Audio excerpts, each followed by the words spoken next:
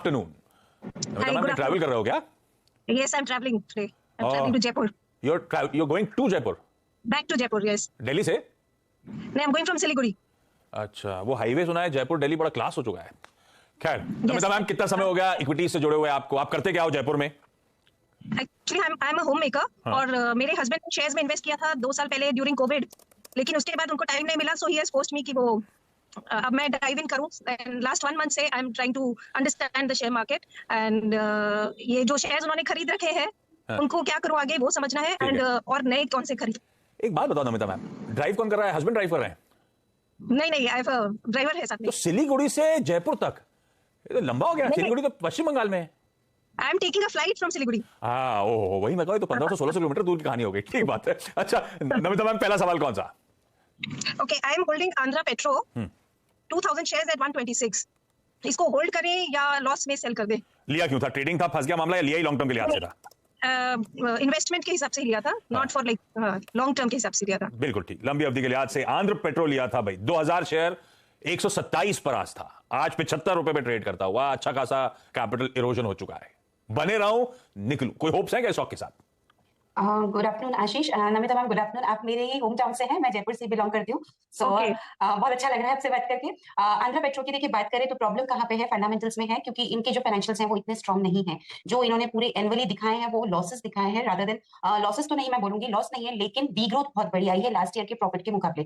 तो जब financial performance अच्छी नहीं होती तो मार्केट्स उसको इतना अच्छा यहाँ पे मोमेंटम नहीं देने देता, और उसी वजह से आपको लॉस हो रहा है। मेरे को ऐसा लगता है कि आप अभी चाहें तो अपनी पोजीशन को होल्ड करें, एक बार आने वाले नतीजों पे नजर रख लेते हैं। अगर थोड़ा बहुत कुछ पॉजिटिविटी आई तो माइट भी आपको निकलने के बेटर मौके मिलेंगे, लेकिन चार्ट्स पे तो अभी सिचुएशन कुछ खास अच्छी लग नहीं रही है। एक इंपॉर्टेंट लेवल है देखिए 73 का, अगर वो ब्रेक हो गया तो मुझे लगता है और वीकनेस आएगी, तो आप उसका भी जरूर ध्यान रखें, लेकिन वेट कर लेते हैं एटलीस्ट रिजल्ट्स तक। तो मैं होल्ड करने की सलाह दूंगी रिजल्ट्स तक, और इसकी रिजल्ट्स की डेट शायद अभी तक अनाउंस नहीं हुई, लेकिन आप बीएसई इंडिया पे जाइए, आपको डेफिनेटली मिलेगी। और होल्ड करिए 65 के स्टॉप लॉस के साथ। अभी अगर इसको तेजी पकड़नी होगी तो जब तक ये 85 का लेवल पार नहीं करेगा तब तक तेजी नहीं आएगी, तो उसका भी आप ध्यान रखिए। 85 के अबव ट्रेड करने लगे, उसके ऊपर बंद करने लगे तो फिर थोड़ी सी तेजी आ सकती है, जो इसको 94 से लेकर 100 तक ले जा सकती है। लेकिन आपको अभी होल्ड रखना है at least till results with stop loss of 65। Initial target इसका 85 और उसके बाद 94 का रह सकता है। सारा दारोमदार रिजल्ट्स पे 65 का स्टॉप है, शायद अच्छा सब कुछ रहा तो इवेंचुअली थोड़ी तेजी देखने को मिले। For the time being hold, और रिजल्ट को एसेस करिएगा, समझिएगा, उसके बाद डिसाइड करिएगा क्या करना है। पुणे से प्रज्ञा जी स्क्रीन पे। प्रज्ञा मैम, पुणे में आप क्या करते हो मैम? और शेयर बाजार से इक्विटी से जुड़े हुए आपको कितना समय हो गया? हाँ सर, मुझे तो 3-4 साल हो गए हैं। हाँ। मैं अपने पापा की वजह से इसमें जुड़ी हूँ। पापा इन्वेस्ट करते थे और उनको देख देख के सीख गई, और उन्हीं का दिया हुआ सब आगे बढ़ा रही, इन्वेस्ट करती हूँ एक्चुअली में। बिल्कुल परफेक्ट है। तो पहला स्टॉक जिसपे क्वेरी है मैम? जी, मेरा क्वेरी है नवीन फ्लोरिंग के लिए। ये काफी सालों बाद डाउन हुआ, तो मैंने थोड़े से स्टॉक्स और एड ऑन किए हैं अपने पोर्टफोलियो में, तो मैं जानना चाहती हूँ इसका क्या फ्यूचर है, और एड ऑन करना चाहिए? काफी अच्छा स्टॉक है ये, पापा ने रिकमेंड किया था मुझे। काफी अच्छा स्टॉक है, बिल्कुल ठीक। पर पिछले अभी हाल फिलहाल की गिरावट में आपका भाव क्या है खरीदारी का? मैंने 3780 पे बाय किया। ठीक है, तो गिरावट पे खरीदारी करिए, अच्छा खासा मीनिंगफुल प्रेशर बना है स्टॉक पे। आस्था एमडी सीईओ साहब छोड़ के जा रहे हैं, जिनके अंडर में बड़ा एग्रेसिव केपेक्स की कंपनी प्लान कर रही थी, और जिनके अंडर में पिछले कुछ सालों में बहुत अच्छा इस कंपनी ने डिलीवर करके दिया, तो बड़ा इफ्स एंड बट्स लग गए। नए सीईओ की खोज है, नाम अभी पता नहीं है, अनसर्टेनिटी अभी लिंगर ऑन कर रही है। पर इस गिरावट में आप भी बाहर हो क्या नवीन फ्लोरिन में? और मैम ने सही फैसला लिया क्या? 3740 पे चल रहा है, 3780 के आसपास इस गिरावट में उन्होंने एक्यूमुलेट कर लिया, फ्रेश ऐड कर लिया। देखिए इसमें डेफिनेटली ये जो कॉर्पोरेट अरेंजमेंट हुआ है, बेसिकली जो चेंज हुआ है उसकी वजह से हमने एक फॉल देखा है, लेकिन इसका इम्पैक्ट मुझे नहीं लगता बहुत बड़ा होगा, क्योंकि बाकी सारी जो इनकी ग्रोथ स्टोरी है वो अभी भी इंटैक्ट है। डेफिनेटली एक हमने यहाँ पे डेंट देखा है प्राइसेस में। मैम जब इस तरह की न्यूज आती है तो प्लीज उसमें एकदम से कोई भी स्टॉक में आप खरीदे ना, थोड़ा उसको सेटल होने दें, और उसी वजह से हम देख रहे हैं कि अभी ये थोड़ा डाउन जा रहा है। ऑल्दो न्यूज का लॉन्ग टर्म थोड़ा इम्पैक्ट मुझे नहीं लगता बहुत नेगेटिव होगा, लेकिन शॉर्ट टर्म में तो ये एक डेफिनेटली डेंट दे रहा है प्राइसेस में, और चार्ट्स भी अभी यही दर्शा रहे हैं, क्योंकि चार्ट्स में जो पोजीशन दिख रही है वो यही दिख रही है कि थोड़ी वीकनेस और अभी आ सकती है। तो अब आप अपना लॉन्ग टर्म यहाँ पे होराइजन बनाइए 6 मंथ से लेके 1 ईयर तक, इतना लंबा अभी रुकने का एक बार मन बना लीजिए और होल्ड करिए पोजीशन को। मुझे लगता है कि एक बार इसमें जो स्टॉप लॉस मेंटेन किया जा सकता है वो तकरीबन आप करिए, थोड़ा सा डीप में स्टॉप लॉस दे रही हूँ क्योंकि मार्केट में इसको नेगेटिव लिया गया है न्यूज को, 3350 का। तो 3350 का थोड़ा सा बड़ा स्टॉप लॉस है, लेकिन आप उसी के साथ अभी होल्ड करिए, लॉन्ग टर्म के लिए रखिए। शॉर्ट टर्म में थोड़ा सा और हो सकता है कि प्राइस में हमें करेक्शन देखने को मिले, उसकी तैयारी रखिए। तो लॉन्ग टर्म के लिए होल्ड करना है, शॉर्ट टर्म में वीकनेस एक्सपेक्टेड है तो थोड़ा उसका ध्यान रखें। और एक चीज और ध्यान रखें, एक बार 3900 का लेवल पार किया तो फिर वापस से तेजी लौट जाएगी, तो अपसाइड में 3900 का लेवल भी एक इंपॉर्टेंट रेजिस्टेंस है, उसका भी ध्यान रखें। ठीक बात है। तो इनकी बातों से लग रहा है तो लॉन्ग टर्म की इन्वेस्टर है, कोई दिक्कत वाली बात नहीं है। 6 महीने 12 महीने तो आज तक कह रही है, आई एम श्योर आपकी बात से लग रहा है आप उसके बियॉन्ड होल्ड करने की तैयारी कर रहे हो। तो होल्ड करेंगे, समय थोड़ा लंबा लग सकता है, थोड़ा सा नीचक मूड बिगड़ा हुआ है, 3350 का चाहे तो स्टॉप लॉस लगा लें। कुछ स्टॉक इंट्राडे दिखाता हूं, बाजार में जो मोमेंटम अब पिकअप हो रहा है, solid types. Kotak Mahindra bank, axis bank, ICICI bank, तीनों के इंट्राडे चार्ट्स प्लीज डॉक्टर साहब दिखाइए। कोटक अब 2% मजबूत, ये देखिए। एक्सिस बैंक दिखाइए 1.25% से ज्यादा की मजबूती। आईसीआईसीआई बैंक 1.5-2% ऊपर इस समय ट्रेड करता हुआ। जोड़ दीजिए इस पे और कुछ फाइनेंशियल का तड़का। Life insurance, SBI life, HDFC life दिखाइए। बैंक्स, फाइनेंशियल्स, बहुत सॉलिड मूव पिछले आधे घंटे में कह लीजिए देखने को मिल रहा है। एसबीआई लाइफ लगाइए, एचडीएफसी लाइफ, बजाज फिनसर्व दिखाइए। सारे के सारे फाइनेंशियल पॉकेट, यही पॉकेट है जो इस समय गजब का आउट परफॉर्मेंस डिलीवर करती है। खैर, वडोदरा गुजरात से जूली विनोद जी स्क्रीन पे। जूली मैम नमस्ते, गुड आफ्टरनून। जूली मैम, कितने समय से आप शेयर बाजार से जुड़े हो और कैसे ट्रेड करते हो, कैसे इन्वेस्ट करते हो, खुद चुन रहे हो या कोई मदद कर रहा है? सर मैं actually I am educator, but अभी सबैटिकल लिया है, तो अभी लास्ट 6-7 मंथ से I am trying to do invest and हाँ बोलिए सर। 6-7 महीने से मतलब इन्वेस्ट कैसे डिसाइड कर रहे हो आप? सब खुद अपनी सेल्फ स्टडी शुरू कर दिए? नहीं, थोड़ा बहुत सीएनबीसी से कर लेती हूँ, थोड़ा बहुत मेरे को ब्रदर है, वो काफी टाइम से ट्रेडिंग करते हैं, ट्रेडिंग में बेसिक इन्वेस्टमेंट, तो उनसे भी हेल्प थोड़ा बहुत ले लेती हूँ। और कैसा गया 6-7 महीना? पैसा आ रहा है वडोदरा या नहीं आ रहा? आ रहा है बस तो एकदम सेट है। जूली मैम, पहला सवाल कौन सा? नेस्ले मैंने लिया हुआ है एक 21372 पे, तो व्हाट शुड आई डू? वो काफी टाइम से मेरा ये हो रहा है, लास्ट ईयर लिया था मैंने और बेच भी दिया था, लेकिन अब काफी टाइम से वो माइनस में जा रहा है, तो what should I do? Yes ठीक है। आज तक क्या करना चाहिए? एफएमसीजी एज अ स्पेस दरअसल ऐसे ही सल्क कर रही है, ना सिर्फ नेस्ले, सारे के सारे स्टॉक्स। वो अपडेट्स भी फीके फीके से आ रहे हैं, जिसके आए गोदरेज कंज्यूमर के, डाबर के, ठंडे अपडेट्स थे।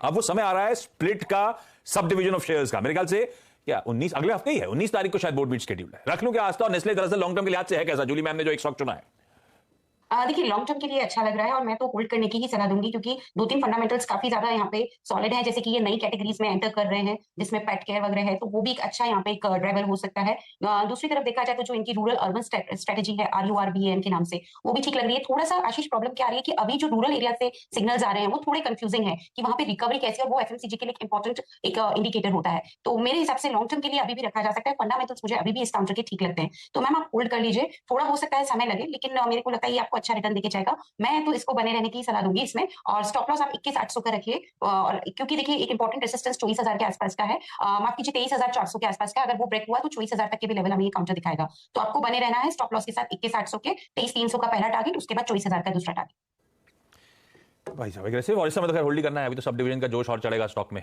देखते हैं किस तरह का अनाउंस करते हैं। खैर for the time being Julie ma'am hold करेगा। आस्था ने अपने टारगेट्स मेंशन कर दिए। नमिता मैम, अगला सवाल।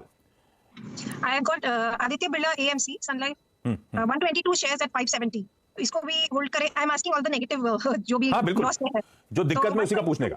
570। तो आई एम अज्यूमिंग इनके अलावा कुछ स्टॉक्स हैं जो बढ़िया भी कर रहे हैं पोर्टफोलियो में। Yes of course. Aditya Birla Sun Life AMC ये लिया लॉन्ग टर्म के लिए था नमिता मैम ने। आज तक क्या करना चाहिए भाई? 135 रुपए पर शेयर का लॉस, क्वांटिटी भी डिसेंट है, 122 शेयर्स। देखिए लॉस तो हो रहा है, पर इनका रिटेल फ्रेंचाइजी काफी स्ट्रॉन्ग है। इस बार की परफॉर्मेंस भी मुझे तो अच्छी लगी थी, जो फाइनेंशियल परफॉर्मेंस पोस्ट की थी, तो मेरे हिसाब से और चार्ट्स भी यहाँ पे थोड़ा पॉजिटिविटी का संकेत दे रहे हैं। तो मेरे हिसाब से both from the technical and fundamental point of view hold कर रहना ही मुझे लग रहा है कि बेटर ऑप्शन रहेगा। मैम आप बने रहिए स्टॉक में। स्टॉप लॉस के तौर पर 405 का लेवल रख सकते हैं, 405 की स्टॉप लॉस के साथ बने रहिए। 450 का लेवल इंपॉर्टेंट रेसिस्टेंस है, अगर वो पार करने में ये कामयाब हो जाता है तो 470 से 500 तक के टारगेट्स ये हमें दिखाता हुआ नजर आएगा। माइट भी 1 या 2 महीने भी लगे ये टारगेट्स आने में, तो आप होल्ड रखिए लेकिन स्टॉप लॉस के साथ। ओके होल्ड करिए लेकिन स्टॉप लॉस के साथ। अच्छी फ्रेंचाइज है, बिजनेस अच्छा है, थोड़ा सा वेटिंग लॉन्ग, लेकिन इवेंचुअल 500 के लक्ष्य। जूली मैम, नेस्ले के बाद अगला सवाल। वेदांता लेके रखा है मैंने अराउंड 220 शेयर्स एट 236.37। और ये क्यों लिया था? कुछ ट्रेडिंग वेडिंग का मन था मैम या कुछ और रीजन से लॉन्ग टर्म के लिए लिया हुआ था? क्यों लॉन्ग टर्म के सोच के लिया था कि इसमें डिविडेंड वगैरह अच्छे मिलते हैं करके मैंने सुना था, तो आई थॉट, तो that is the reason I took. But अब वेदांता के शेयर्स एकदम गिर रहे हैं और अब तो शायद वो स्प्लिट भी होने वाला है। बिजनेसेस, हाँ आज का बिजनेस स्प्लिट होना तो वैल्यू अनलॉक करेगा। और वेदांता के सामने, उसके पेरेंट के सामने कुछ बड़े चैलेंजेस खड़े हैं। FY 24-25 में बड़े तगड़े रीपेमेंट्स के शेड्यूल्स खड़े हुए हैं, पर जो कर रहे हैं वो अपनी मजबूरी में कर रहे होंगे, लेकिन शेयरधारकों के लिए कहीं वैल्यू शायद क्रिएट हो जाए। 6 धंधों में वेदांता टूटेगा, हो सकता है इनमें से कुछ बिजनेसेस में वैल्यू अनलॉक हो रही हो। इस एक्सरसाइज के बीच में हम रिटेल कुछ एक्सपेक्ट करें, हमारा भाव, हमें कुछ वैल्यू क्रिएशन मिल जाएगा, पैसा कमा लेंगे, ऐसा होगा क्या? देखिए इसमें डेफिनेटली स्प्लिट का तो एक वैल्यू अनलॉकिंग है, लेकिन दूसरा इनका डेट मैनेजमेंट को जरूर देखना चाहिए। और आईज आर देयर कि वो डेट किस तरह से मैनेज करते हैं, क्योंकि वो भी एक इंपॉर्टेंट एस्पेक्ट है। तो इन दोनों वजह से मुझे लगता है कि थोड़ा हमें यहाँ पे मिक्स मूवमेंट हमें देखने को मिल रहा है, क्योंकि जो इनकी डेट है वो भी हायर कॉस्ट डेट है, दैट इज इंटरेस्ट कॉस्ट काफी ज्यादा है उसमें। सो वो एक इंपॉर्टेंट होगा कि किस तरह से रीपेमेंट करते हैं, क्योंकि मुझे लगता है FY 25 तक शायद इनके रीपेमेंट्स वगैरह ड्यू है। सो ये सब चीजें अभी इसमें लेटेस्ट डेवलपमेंट चल रहा है, लेकिन चार्ट्स यहाँ पे सब चीजें की कहानी चार्ट बता देते हैं, और चार्ट बता रहे हैं कि थोड़ा तो वीक अभी भी लग रहा है। देखिए मैम स्टॉक अब आप एक ही काम करिए 205 का स्टॉप लॉस लगाइए। अगर ये स्टॉप लॉस ट्रिगर होता है 205 का, क्योंकि 205 जो मैम है ना, ये 52 वीक का लो का लेवल है। अगर इस तरह के लेवल ब्रेक होते हैं तो मार्केट कहीं ना कहीं कुछ और नेगेटिव सेंस कर रहा है, ऐसा समझ में आता है। तो अभी आप 205 का स्टॉप लॉस लगा के पोजीशंस को कंटिन्यू करिए। होपफुली थोड़ी रिकवरी आई तो हम ऊपर के लेवल पे निकलने का प्रयास करेंगे। सो 205 के स्टॉप लॉस के साथ अभी बने रहिए। लेकिन अगर ये स्टॉप लॉस ट्रिगर होता है, यानी कि इसके नीचे ये क्लोज दे देता है, कुछ दिनों तक बंद रखता है, तो फिर मेरे हिसाब से एग्जिट करना बेटर यहाँ पे ऑप्शन रहेगा, क्योंकि फिर और ज्यादा गिरावट आ सकती है। तो will keep our fingers cross. 205 के स्टॉप लॉस के साथ एक बार होल्ड करिए। तेजी के लिए एक बार 240 का स्तर पार किया तो फिर थोड़ा और ये तेज होता हुआ हमें नजर आएगा। तो दोनों तरफ के मैंने लेवल्स दिए हैं, आप इन्हें क्लोजली वॉच करते हुए पोजीशन को होल्ड करें। ठीक है। प्रज्ञा मैम, अगला सवाल। जी, मेरा क्वेश्चन ऐसा है कि मेरे पास 25 से 30 स्टॉक्स हैं और उसमें 80% मैं प्रॉफिट में हूँ। तो मैं ये जानना चाहता हूँ कि हमको मतलब आइडियली कितने स्टॉक्स अपने पास रखने चाहिए और मतलब एग्जिट कब करना है, ये कैसे हम निश्चित करें। कितने तो स्टॉक आप एक्टिवली ट्रैक कर सकते हो?